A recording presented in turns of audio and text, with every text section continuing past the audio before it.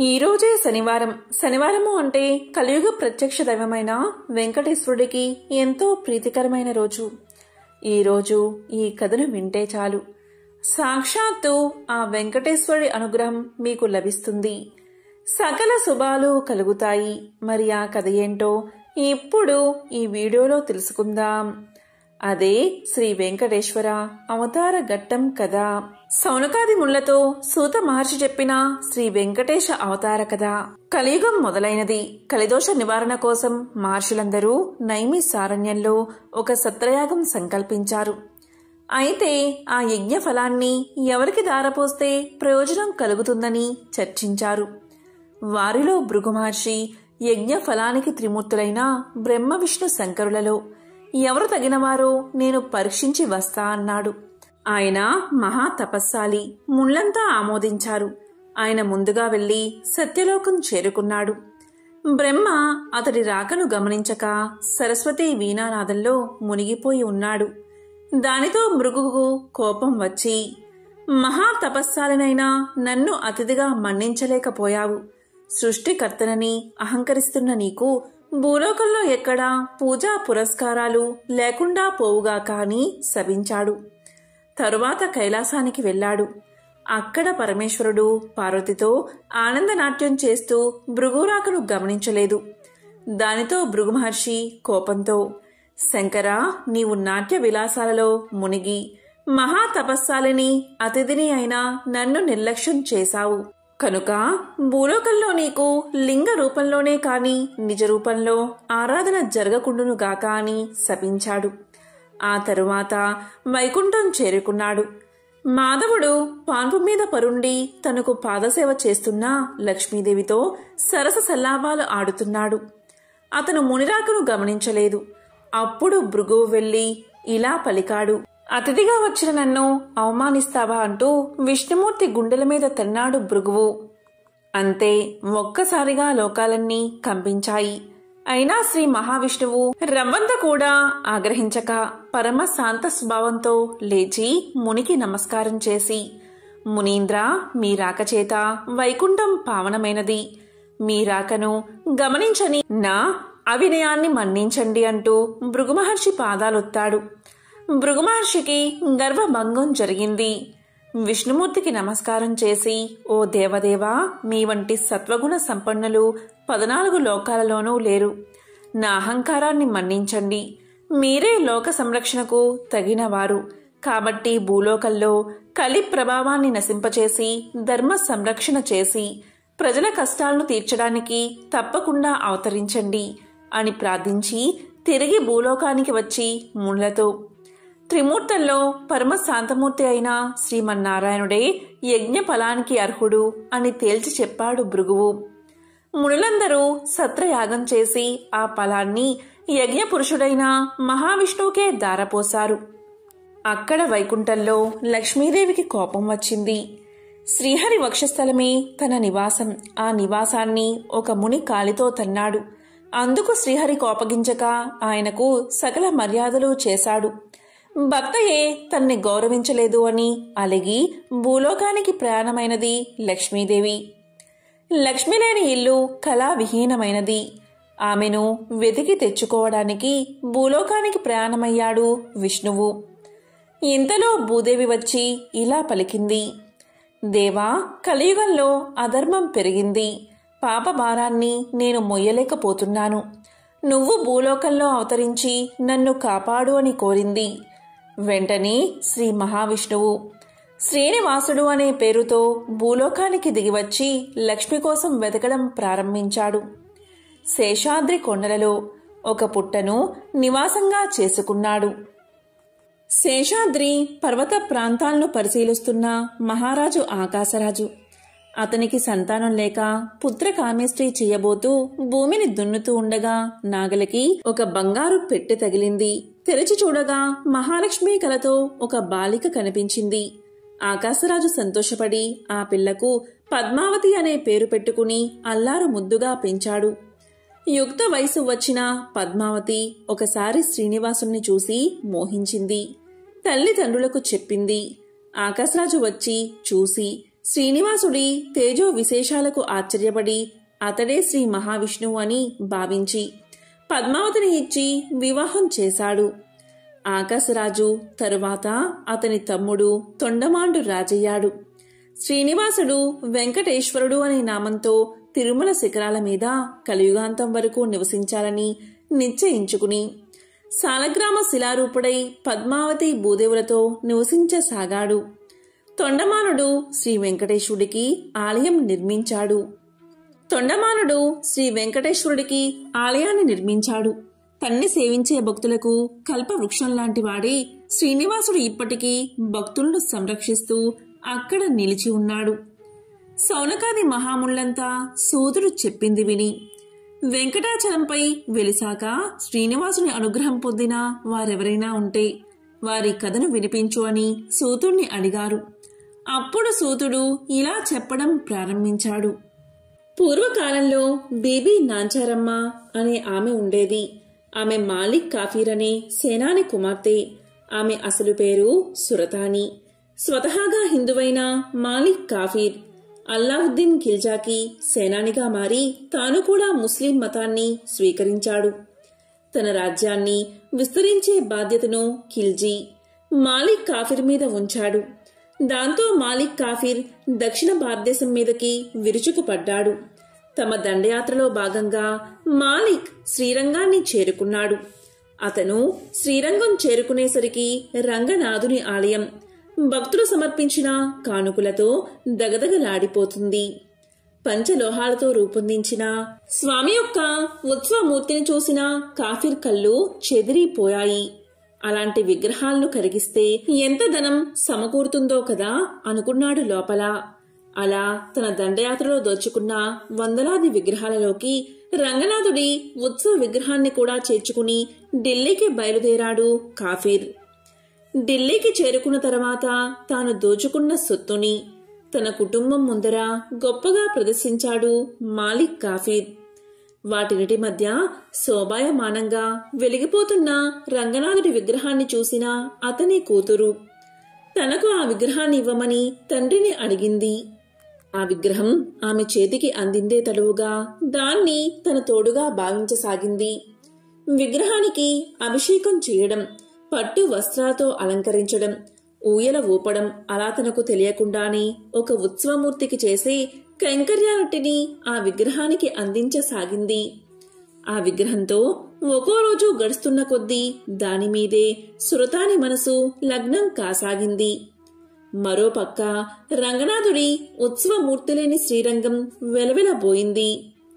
దండయాత్రలో చనిపోయిన కుటుంబాలు ఎంతగా బాధపడ్డాయో రంగనాథుడి విగ్రహం కోల్పోయిన భక్తులు అంతే బాధలో మునిగిపోయారు. చివరికి భక్తులందరూ ధైర్యం తెచ్చుకుని ఆ మాలిక్ కాఫీర్ని వేడుకునేందుకు ఢిల్లీ ప్రయాణమయ్యారు. సాక్షాత్తు ఆ రామానుజాచార్యులే వారికి ప్రాతినిధ్యం వహించారని చెబుతారు. రంగనాథుడి ఉత్సవమూర్తిని వెతుక్కుంటూ తన ఆస్థానాన్ని చేరుకున్న అర్చకులను చూసి మాలిక్ కాఫీర్ యొక్క మనసు కరిగిపోయింది. ఆ విగ్రహాన్ని వారు తిరిగి తీసుకువెళ్లేందుకు సంతోషంగా అనుమతిని అందించాడు. అయితే ఆపాటికే రంగనాథుడి మీద మనసు పడిన సురతాని గురించి విన్న అర్చకులు ఆమె ఆదమర్చి నిద్రించే సమయంలో ఆ విగ్రహాన్ని ఊరు దాటించారు. సురతాని ఉదయాన్నే లేచి చూస్తే ఇంకేముంది, తన కలల ప్రతిరూపం కనుమరుగు అయినది. ఎవరు ఎంత ఓదార్చినా సురతాని మనసు శాంతించలేదు. ఆ విష్ణుమూర్తిని తన పతిగా ఎంచుకున్నానని కరాఖండిగా చెప్పేసింది. ఆ విగ్రహాన్ని వెతుక్కుంటూ తాను కూడా శ్రీరంగానికి పయనమైనది. అప్పుడు శ్రీరంగం చేరుకున్న సురతాని ఆ రంగనాథుడిలో ఐక్యమైపోయిందని చెబుతారు. ఇప్పటికీ శ్రీరంగంలో ఆమె నిలువెత్తు రూపాన్ని చూడవచ్చు. ఇదే బీబీ నాంచారమ్మ కథ. స్వామికి సంబంధించిన ఒక విశేషమైన దివ్య చరితాన్ని ఇప్పుడు తెలుసుకుందాం. పూర్వం ఒకసారి సనక సనందనాది మహర్షులందరూ వైకుంఠంలోని శ్రీమన్నారాయణుని దర్శనం చేసుకున్నారు. ఆయన్ని అనేక విధాలుగా స్తుతించిన తరువాత తాము వచ్చిన పనిని తెలియచేశారు. వారు ఈ విధంగా పలికారు: కలియుగంలో ధర్మం ఒంటి పాదంలో నడుస్తుంది. ప్రజలు ఆహార విహారాలకే ప్రాధాన్యత ఇస్తూ ఆచారహీనులుగా జీవిస్తూ కామక్రోధాలకు వసులై కలి ప్రభావంతో అధర్మబద్ధమైన జీవితాన్ని గడుపుతున్నారు. అందువల్ల ప్రజల్ని చక్కదిద్ది ధర్మాన్ని ఉద్ధరించే ఉపాయం సెలవు ఇవ్వమని మహర్షులు శ్రీ మహావిష్ణువును అర్థించారు. అప్పుడు శ్రీ మహావిష్ణువు ఈ విధంగా చెప్పడం ఆరంభించాడు. అధర్మం ప్రబలినప్పుడు స్వయంగా యుగయుగమునందున అవసరాలకు అనుగుణంగా వివిధ అవతారాలు ధరించాను. కానీ కలియుగం పాప భూయిష్టమై అధర్మం ప్రబలనిది.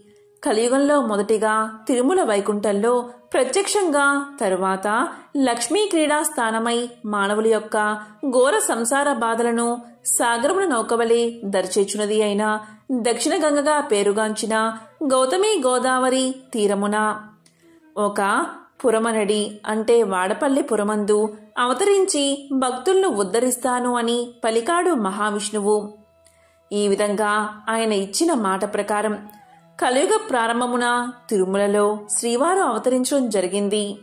తరువాత మహర్షులందరూ గోదావరి పుట్టిన ప్రాంతమైన నాసికా త్రయంబకం వద్ద తపస్సు చేసుకుంటూ ఉన్నారు.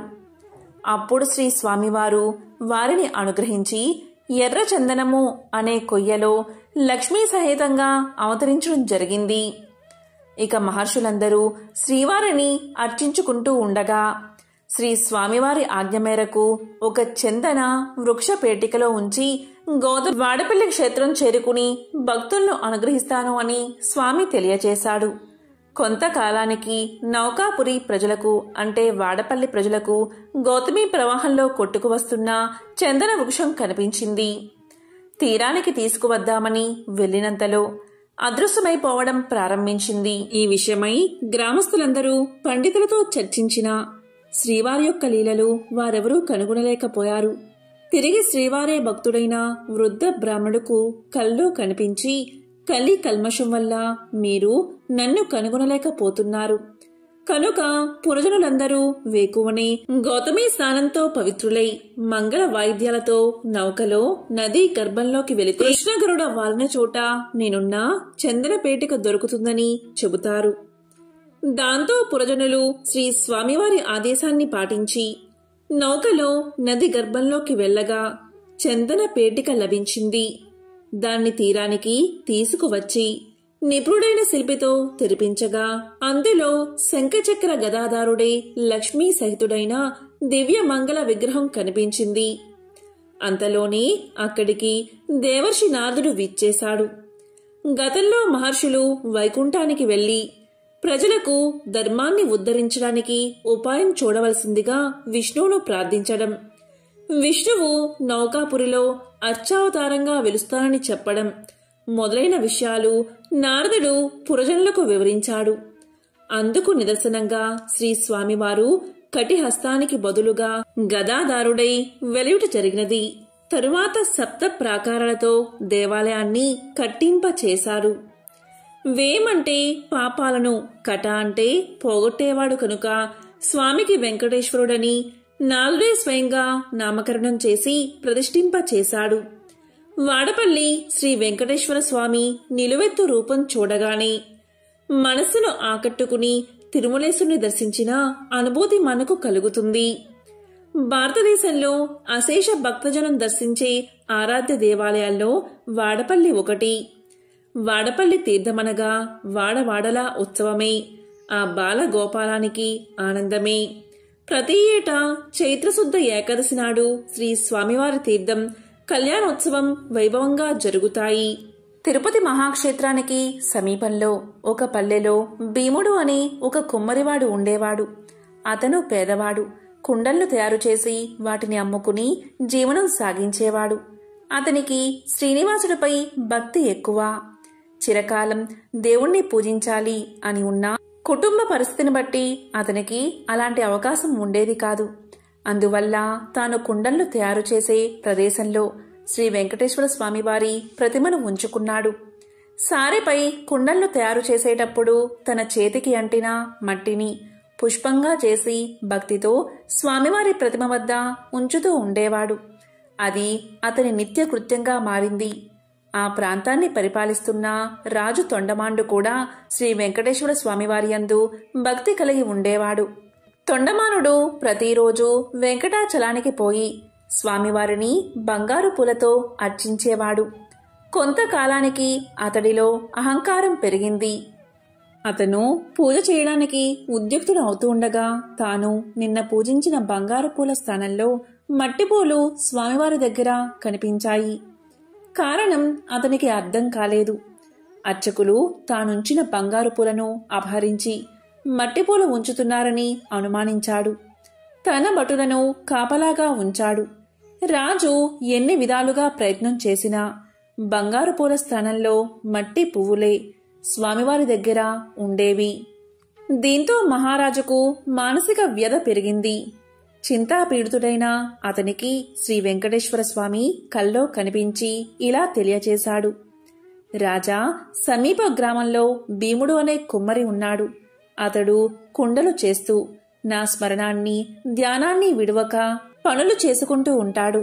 అతని భక్తి ప్రభావమున అతడుంచిన మట్టి పువ్వులు ఇక్కడికి నా సన్నిధానానికి చేరుతున్నాయి. నీ ఉంచిన బంగారు పువ్వులు అతడుంచిన పూలమందు నిలవలేక అదృశ్యమైపోతున్నాయి. భక్తిలో అతడు నీకంటే ఉత్తముడు, విచారించుకు అని ఊరడించాడు. తనను మించిన భక్తుడు మరొకడున్నాడని స్వామివారు చెప్పిన మాటలు పరిశీలించడానికై వెంకటాచలానికి సమీపంలో ఉన్న పల్లెలో భటులతో కలిసి తిరగసాగాడు రాజు. ఒక పల్లెలో సారెపై కుండ నుంచి తిప్పుతూ చేతికి అంటిన మట్టిని పుష్పంగా చేసి సమీపంలో ఉన్న శ్రీ వెంకటేశ్వర స్వామివారి ప్రతిమకు సమర్పిస్తున్న భీముణ్ణి చూసి ఆశ్చర్యపడ్డాడు రాజు. దీంతో రాజు భీముణ్ణి సమీపించి, ఓయి, నీవు స్వామిని మట్టి పూలతో ఎందుకు పూజిస్తున్నావు? నీకు పూజకు పుష్పాలు దొరకడం లేదా అని అడిగాడు. అప్పుడు భీముడు రాజుకు నమస్కారం చేసి, మహారాజా, మీ వంటివారు రావడం వల్ల నా ఇల్లు పావనమైనది. నేను చదువురాని మూర్ఖుడిని. స్వామివారిని ఎలా పూజించాలో నాకు తెలియదు. నేను దరిద్రుణ్ణి. కుండలను చేయనిదే నా కుటుంబం గడవదు. కాబట్టి నేను ఉదయం నుంచి సాయంకాలం వరకు కుండలను చెయ్యక తప్పదు. అందువల్ల చేతికి అంటిన మట్టిని పుష్పంగా చేసి ఇలా స్వామివారికి సమర్పించుకుంటున్నాను అని వివరించాడు. దీంతో కుమ్మరివాడి మాటలు విన్న రాజు మిక్కిలి ఆశ్చర్యపడ్డాడు. కుమ్మరివాడి భక్తికి మెచ్చి అతనికి నమస్కారం చేసి తన రాజ్యానికి వెళ్లిపోయాడు. ఆ తరువాత కొంతకాలానికి భీముడు సశరీరంగా వైకుంఠానికి చేరుకున్నాడు. శ్రీ వెంకటేశ్వర స్వామి భీముడి భక్తికి మెచ్చి, ఇక నుండి నా ఉదయం ప్రసాదం మట్టి పాత్రలోనే నివేదించాలని తొండమాను మహారాజుకు కల్లో కనిపించి చెప్పాడు. ఈనాటికి స్వామివారి సన్నిధిలో ఈ ఆచారాన్ని పాటిస్తూ ఓడు అనే ప్రసాదాన్ని మట్టి కుండలతోని నివేదన చేసి ఆరాధిస్తూ ఉన్నారు.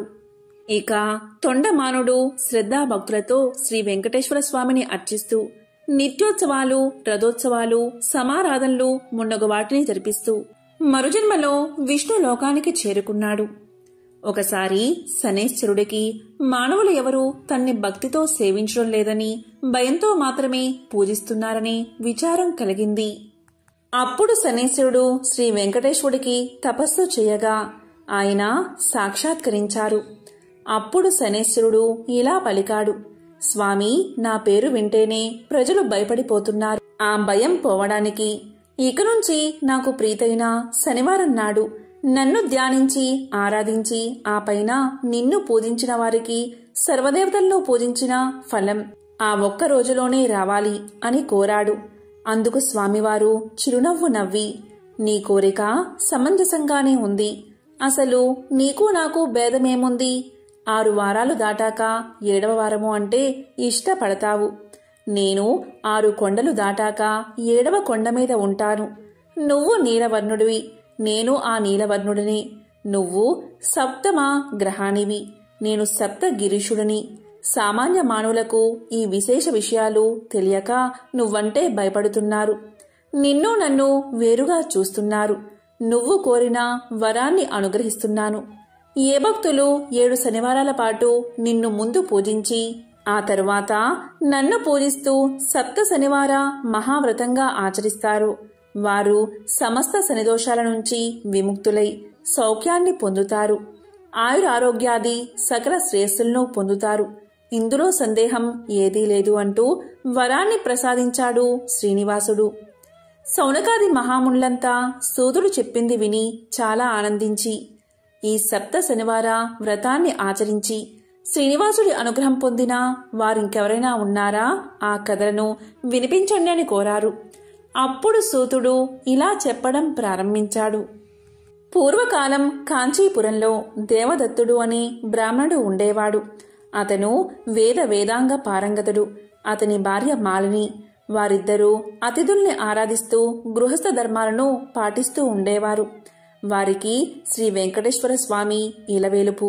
ఒకనాడు వారింటికి కాశీయాత్ర చేసి వచ్చిన ఒక బ్రాహ్మణోత్తముడు వచ్చాడు. ఆ దేవదత్త దంపతులు ఆయన్ని సాక్షాత్తు వెంకటేశ్వర స్వామిగా భావించి అతిథి మర్యాదలు చేశారు. భోజనం తర్వాత ఆ బ్రాహ్మణుడు వారి జాతకాలు పరిశీలించి ఇలా పలికాడు. జాతకం ప్రకారంగా దేవదత్తుడికి శనిదోషం వల్ల అపమృత్యువు కలిగే సూచనలు కనబడుతున్నాయి. ఆ అపమృత్యు దోష పరిహారం కోసం సప్త శనివార వ్రతం చేసి అటు శనేశ్వరుణ్ణి ఇటు శ్రీ వెంకటేశ్వర స్వామిని భక్తిగా ఆరాధించవలసిందని చెప్పాడు బ్రాహ్మణుడు. ఇంకా ఇలా పలికాడు. అమ్మా, నీవు శ్రద్ధ వహించి నీ భర్తను కూడా సప్త శనివార వ్రతం చెయ్యడానికి ప్రోత్సహించి నీ సౌభాగ్యాన్ని నిలుపుకోవాలి సుమా అని హెచ్చరించాడు. సప్త శనివార వ్రత విధానాన్ని బోధించాడు. దాంతో దేవదత్తుడు ఆ శనివారం బ్రాహ్మీ ముహూర్తంలోనే లేచి స్నాన ధ్యానాదులు నిర్వర్తించి ఇంటిలో ఈశాన్య భాగంలో పూజాపీఠం పెట్టి మండపం వేసి వెంకటేశ్వర స్వామి యొక్క చిత్రపటం పెట్టి నైవేద్యానికి కొబ్బరికాయలు, అరటిపళ్ళు, నల్ల ద్రాక్షపళ్ళు, 7 చిమ్మిలి ఉండలు సిద్ధం చేసుకుని ఉదయం పూజ చేసి ఒక బ్రాహ్మణుణ్ణి పిలిచి ఆయనకు భోజనం పెట్టి ఆ పైన వారు భోజనం చేసి మొదటి రోజు వ్రతం యథావిధిగా నిర్వర్తించారు. ఆ విధంగా వరుసగా వారు 7 శనివారాల పాటు వ్రతాన్ని భక్తి శ్రద్ధలతో కొనసాగించారు. 7వ శనివారం వ్రత పరిసమాప్తి చేసి భోజనం చేసి కొంతసేపు శ్రీ వెంకటేశ్వర స్వామి యొక్క మహిమలు స్మరించుకుంటూ నిద్రించారు. ఆ దంపతుల భక్తి శ్రద్ధలకు, పూజా విశేషాలకు ప్రసన్నుడై శ్రీ వెంకటేశ్వర స్వామి మాలినీదేవికి స్వప్నంలో సాక్షాత్కరించి, ఓ పరమసాధ్వి, మీ దంపతులిద్దరూ శ్రద్ధా భక్తులతో చేసిన సప్త శనివార వ్రతానికి నాకు చాలా సంతోషం కలిగింది. ఆ వ్రత ప్రభావం వల్ల నీ భర్తకు శనైశ్చర దోషం, అపమృత్యు భయం కూడా తొలగిపోయాయి. అతనికి రాబోయే జన్మలోని ఆయుర్దాయాన్ని ఈ జన్మలోకి తీసుకువచ్చి ఇతన్ని పూర్ణ ఆయుర్దాయం కలవాన్ని చేశాను. మీరిద్దరూ సుఖశాంతులతో ఆనందంగా 100 ఏళ్లు జీవించి ధర్మార్థ కామ మోక్షాలు అనే 4 పురుషార్థాలు సాధించుకుంటూ మీ మానవ జన్మను సార్థకం చేసుకోండి అని దీవించి అదృశ్యమయ్యాడు. వెంటనే ఆమె లేచి భర్తను లేపి తన స్వప్న వృత్తాంతాన్ని వినిపించింది. ఆయన కూడా సంతోషించి భార్యను అభినందించాడు. ఒక శుభముహూర్తాన ఆ దంపతులిద్దరూ శ్రీ వెంకటేశ్వర స్వామి దర్శనార్థమై తిరుపతి కొండకు వెళ్లి మొక్కులు తీర్చుకుని ఆ స్వామిని మనసారా స్తుతించి ప్రసాదాన్ని స్వీకరించి తిరిగి చేరుకున్నారు. ఇంటికి వచ్చాక బ్రాహ్మణులు పిలిచి అన్న సంతర్పణ చేసి బ్రాహ్మణ ఆశీర్వాదాలు పొందారు. జీవితాంతం వరకు యథాశక్తిగా శ్రీ వెంకటేశ్వర స్వామిని సేవిస్తూ చివరికి శ్రీ స్వామి సాన్నిధ్యాన్ని పొందారు. కలో శ్రీ వెంకటనాయక అని పెద్దల సూక్తి. కలియుగంలో శ్రీ వెంకటేశ్వర స్వామిని మించిన ఆరాధ్య దైవం లేడు. శ్రద్ధాభక్తులతో ఆయన్ని ఆరాధించిన వారికి శనిదోషాలు తొలగి శ్రీ స్వామి అనుగ్రహం కలుగుతుంది అని సూతుడు శౌనకాది మహాములకు వినిపించాడు. తిరుమలేశుడికి తల నీలాలు ఎందుకు సమర్పిస్తారు? ధర్మశాస్త్రాల ప్రకారం మనం చేసే సర్వకర్మల పాపఫలం మన వెంట్రుకలకు చేరుతుంది. దానివల్ల అవి పాపాలకు నిలయంగా మారతాయి. కాబట్టి మన పాపాలను వదిలించుకోవాలి అంటే వాటిని తమలో నింపుకున్న వెంట్రుకలను తీసేయాలి. ఆ పని దేవుడి సన్నిధిలో జరిగితేనే మనం సంపూర్ణంగా పరిశుద్ధులం అవుతాం. ఈ ఉద్దేశంతోనే తల నీలాలు సమర్పించే ఆచారం మొదలయింది. తిరుమలేశుడికి తల నీలాలు సమర్పించడంలో ప్రత్యేకత ఏమిటి తెలుసుకోవాలి అంటే ఈ కథను తెలుసుకోవాల్సిందే. గొల్లడి గొడ్డలి దెబ్బకి నుదుటిన తగిన గాయాన్ని పట్టించుకోకుండా పుట్టను వదిలి ముందుకు సాగిపోతూ ఉంటే వనదేవత నీల ప్రత్యక్షమై ఆవేదనతో ప్రభు అని పలకరించింది శ్రీ వెంకటేశ్వర స్వామివారిని. స్వామివారు చప్పున ఆగి ఆమె వైపే చూశాడు. ప్రభు, దేవాది దేవులైన తమకా ఈ అవస్థ, సర్వ జగద్రక్షకులైన తమకా ఈ దుస్థితి అంటూ నీల కన్నీరు కారుస్తూ స్వామివారిని పక్కనే ఉన్న శిలపై ఆశీనులు చేసి శ్రీనివాసుడి తలపై తగిలిన గాయాన్ని తన పమిట చెంగుతో తుడుస్తూ, మీకింత హాని తలపెట్టిన ఆ యాదవుడికి ప్రథమ దర్శన భాగ్యం వరాన్ని వంశపారపర్యంగా అనుగ్రహించిన ఔదార్యమూర్తులు మీరు. ఈ పరిస్థితుల్లో ఎక్కడికి వెళ్తారు ప్రభు అడిగింది బాధగా. దాంతో స్వామివారు మందహాసం చేశారు. నీల తానే వనదేవత కనుక స్వామివారి గాయానికి పసరు మందు పూసి ఆకువేసి కట్టబోతూ స్వామివారి నుదుటివైపు పరిశీలనగా చూసింది. స్వామివారి శిరస్సు పైభాగం తగిలిన చోట శిరోజాలు రాలిపోయాయి. అప్పుడు నీల బాధతో నొచ్చుకుంటూ ఏమాత్రం సంకోచించకుండా తన నల్లటి శిరోజాలను తీసి స్వామివారి శిరస్సుపైన అతికించి అప్పుడు తన పమిట కొంగు స్వామివారి గాయానికి కట్టు కట్టింది. అప్పుడు స్వామివారు ఇలా పలికారు, నీలా, స్త్రీలకి శిరోజాలే అలంకారం. నీ అలంకార శోభని నా కోసం త్యాగం చేశావా అని అడిగారు స్వామివారు. అప్పుడు నీల ఇలా సమాధానం చెప్పింది. ఒక చిరునవ్వు నవ్వి, నన్ను సృష్టించింది మీరే, నా సర్వస్వం మీరే. పున్నమి చంద్రుడి వంటి మీ అందమైన ముఖంపైన వెలితి కనిపిస్తే సహించగలనా ప్రభు? మీ సేవ కంటే అందం, అలంకారం ఎక్కువనా అంది నీల. ఆమె భక్తికి, ఔదార్యానికి స్వామివారు మెచ్చుకుని ఇలా పలికారు, నీలా, నీకొక వరాన్ని అనుగ్రహిస్తున్నాను. నా దర్శనం కోసం వచ్చి మొక్కుబడిగా నా భక్తులు సమర్పించుకునే తల నీలాలు ఈ కలియుగాంతం వరకు నీకే చెందుతాయి. భక్తులు సమర్పించే వారి తల నీలాలు పుణ్యఫలంతో తిరిగి నీ శిరస్సుపై సరికొత్త నీలాలు మొలుస్తాయి. నీ ఔదార్యానికి, సేవానిరతికి గుర్తుగా నీలాద్రి అన్న పేరుతో ఈ తిరుమల ప్రసిద్ధమవుతుంది అని అనుగ్రహించాడు శ్రీవారు. అప్పుడు నీల చేతులు జోడించి భక్తితో ధన్యురాల్ని ప్రభు అని పలికింది. ఈ కారణం చేతనే తిరుమలేశుడికి తల నీలాలు సమర్పిస్తారు. పూర్వకాలంలో కౌమార దేశంలో మిత్రుడు అనే చాకలి ఉండేవాడు. అతడు తన కులవృత్తిని నిర్వర్తిస్తూ వీలున్నంతలో దాన ధర్మాలు చేస్తూ ధర్మపరంగా జీవనం సాగిస్తూ ఉండేవాడు. కాని అతడి దిగులంతా అతనికి ఉన్న అవిటితనమే. కాలు అవటిది కావడం చేత ఉతికిన బట్టలను మూటలు కట్టి ఇంటింటికి తిరిగి ఇవ్వడం చాలా కష్టంగా ఉండేది. దానికి తోడు గంపెడు సంసారం. కష్టపడకపోతే పూట గడవదు. ఎల్లప్పుడూ ఆ శ్రీనివాసుణ్ణి ప్రార్థిస్తూ ఉండేవాడు. ఏదో ఒక రోజున ఆ స్వామి తన్ను కరుణిస్తాడన్న నమ్మకంతో జీవనం సాగిస్తూ ఉండేవాడు. భక్తజన సులభుడైన శ్రీమన్నారాయణుడు ఇదంతా గమనిస్తూనే ఉన్నాడు. ఎవరికైనా వారి పూర్వజన్మ కర్మ నివృత్తి అయ్యే సమయానికి శ్రీనివాసుడే ఏదో రూపంలో వచ్చి తన భక్తులను తప్పక ఆదుకుంటాడు. ఒకరోజు సాయంకాలం నాడు రోజులాగే మిత్రుడు చాకిరేవి నుంచి బట్టలు మూట పట్టణానికి రొప్పుతూ తిరిగి వస్తున్నాడు. ఇంతలో మార్గమధ్యలో వాడికి ఒక ముసలి బ్రాహ్మణుడు తారసిల్లాడు. సహజంగా భక్తి శ్రద్ధలు కలవాడు అవడం చేత మిత్రుడు భుజం మీద మూటను కింద పెట్టి ఆ బ్రాహ్మణుడికి నమస్కారం చేశాడు.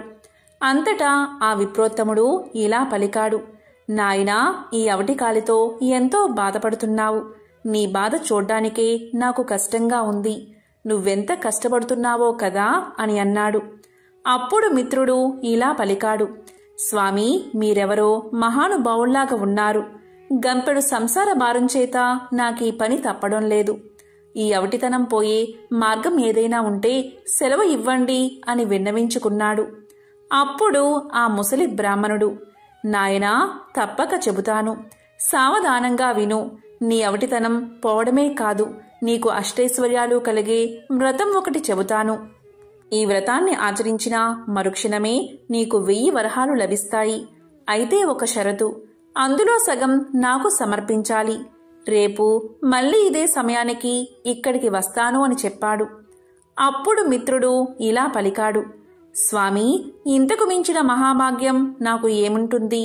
ఆ వ్రతమేదో ఈరోజే ఆచరిస్తాను, సెలవు ఇవ్వండి అని ప్రార్థించగా ఆ బ్రాహ్మణుడు శ్రీ వెంకటేశ్వర వ్రతకల్పాన్ని వివరంగా చెప్పాడు.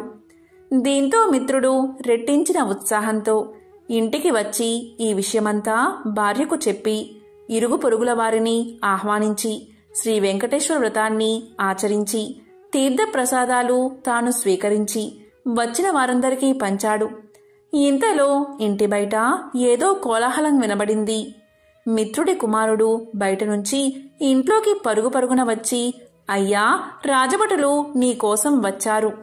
రాజుగారు నీకు కట్న కానుకలు పంపించారట అని పలికాడు.